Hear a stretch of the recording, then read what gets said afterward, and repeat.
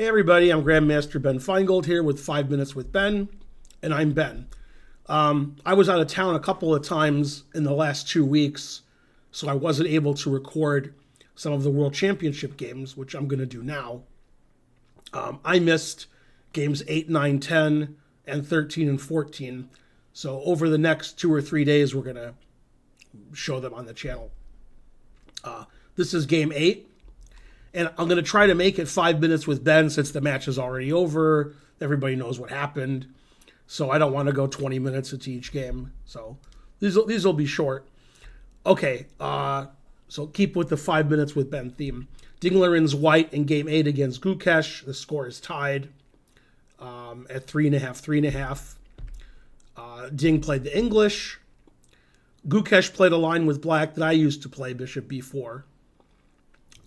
Knight d5, that's the main move. Bishop e7.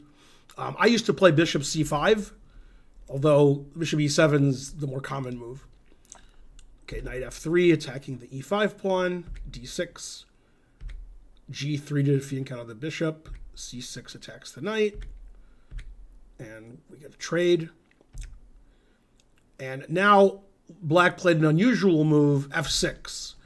And the idea of f6, other than never play f6, is to play the move d5, but we need our e-pawn protected, so we can't play d5 right away. But now you can play d5, and then black has a nice center. Okay, castles, attacks the c-pawn, b3, d5, bishop a3. White has a lot of development and castling, and black has and 2 bishops, and black has a lot of center. So unclear position. Black could take the pawn on c4, but instead of giving up his center, castled.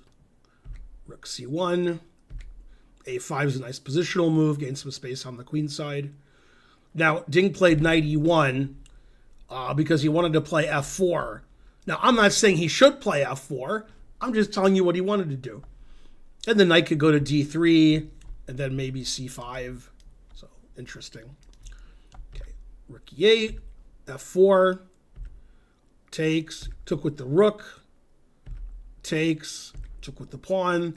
And we have a very unusual position where white has 2 center pawns that haven't moved yet, and black has no center pawns. And white has the 2 bishops. But white's position's a little ratty.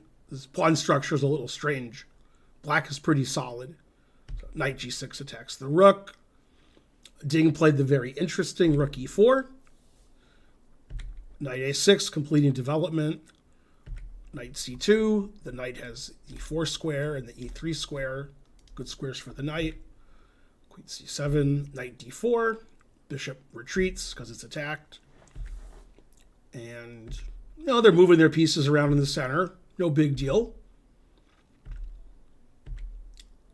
And this position, white played rook b1, which is a mistake.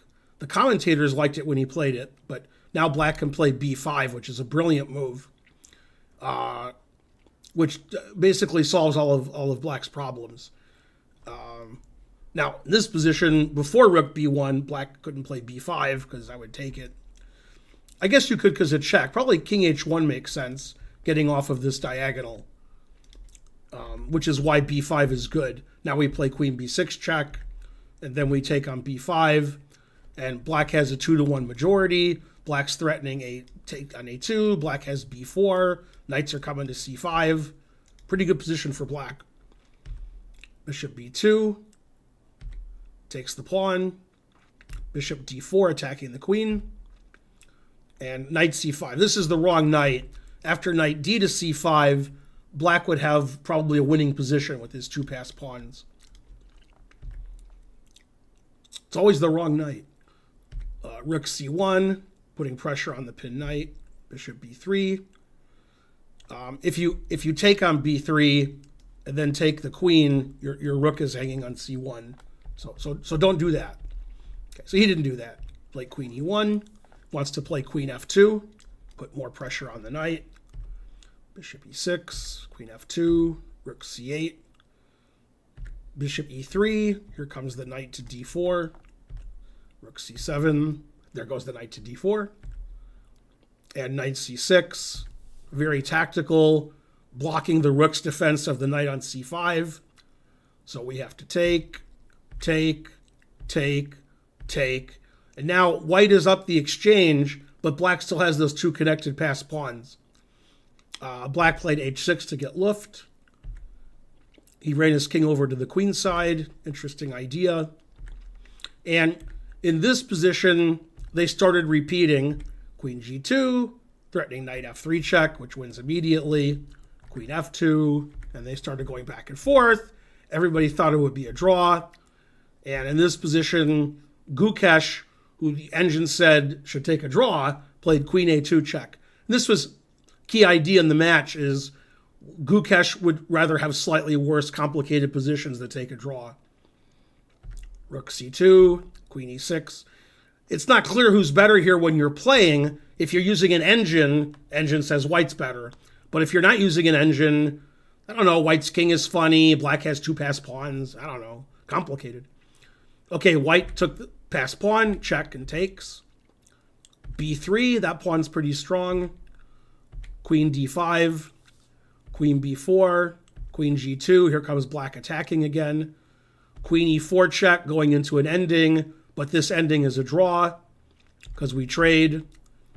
Play b2 and bishop a2.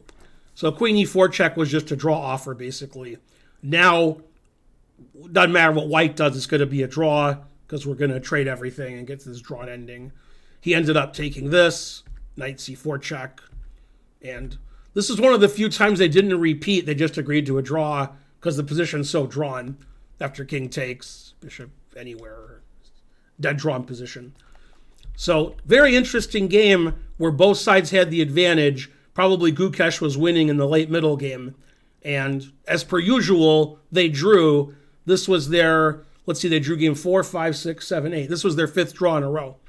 I'm Grandmaster Ben Finegold. Okay, that was 10 minutes probably, but I'm trying to make it less minutes because you guys, attention span. Please like and subscribe and leave a comment, and I'll see you guys with more World Championship coverage with 5 Minutes with Ben. Bye.